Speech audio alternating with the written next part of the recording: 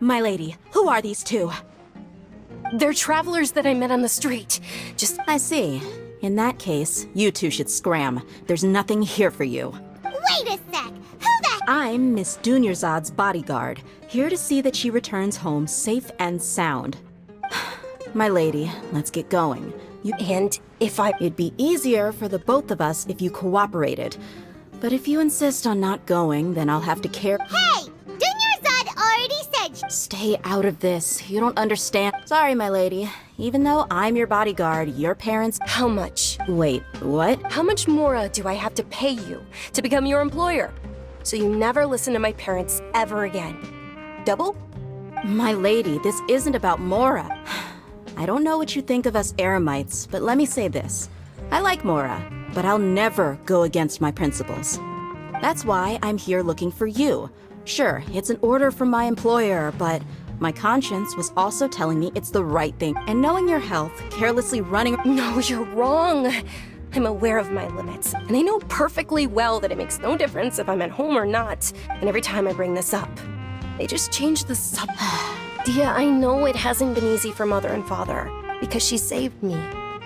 The love I have for her is this is my life and my last chance. My lady, are you Yes, I'm sure. Fine, I won't act, but let me make something very clear. Thank you, Dia. Don't worry about it, my lady. I did say that I like Mora. Today's little excursion caused such a ruckus that every single bodyguard at the estate was deployed. It wouldn't be easy to hide things from your old man. Since this definitely won't be your last escapade, here's a little tip. You should at least make it look like your room and things are still in order when you leave. Also, you'll need someone to cover you for when you're out and about. So, I'll let you hire me, my lady. This way, everyone wins. Okay, deal. Yay! Looks like they've—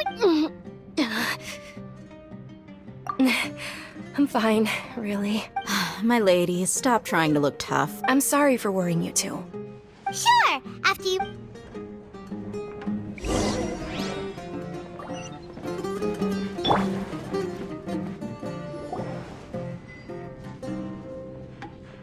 Ha! Well, if it isn't, word on the street is that you're a bodyguard for the Homayani family now. Nah, you get used to it. How about a menu over here?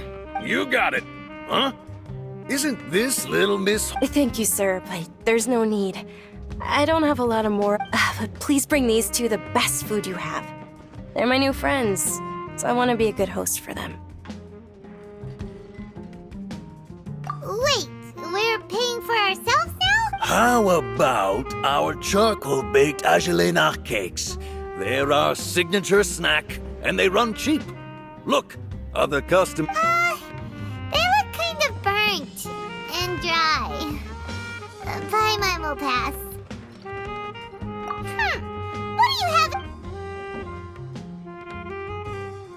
Dunyarzad, we asked a lot of— Well, remember when you asked me if I knew how to meet the Dendro Archon? Even though I don't know how, I think I've— Huh? Yes, it was when I was a child. At the time, my illness had kept me bed. I was stuck inside and couldn't make any friends. And my parents did— My younger self no longer had any hopes or dreams. Then one night, I woke up alone in my— At that moment, an ethereal voice spoke in my mind. Dunyarzad, don't be scared. You don't have to cry. Dunyarzad, don't be scared. You don't have to cry. Who are you? How do I explain this? You might not be able to understand, but— Really? Of course. I know that you're scared of thunder. That you hate to— Wow, you really do know everything. Dunyarzad, is there anything you want? What? Not really. I can't go anywhere or do anything. Huh? But aren't you a child? And can you make my— Oh. Then... After that, the voice, although my body was suffering during those days, that voice encouraged me. Beyond my window was the flourishing Sumeru. Once I finally made it through that bout of illness, I couldn't hear that voice anymore. But I know that that voice wasn't a figment of my imagination. Before that, I had never heard of yes, if it weren't for that voice, I would have never grown curious about that voice sparked a desire for wisdom. I've been hoping for a chance to repay her kindness. What's the It's Lesser Lord Kusanali's birthday. It's actually an old holiday that originally celebrated Greater Lord Rukkhadevata's birthday. When she passed, I heard everyone was overjoyed when they welcomed her back to Sumeru. But because of the Academia's influence, the Academia actively participates in Sumeru's many holidays dedicated to Greater Lord Rukkhadevata.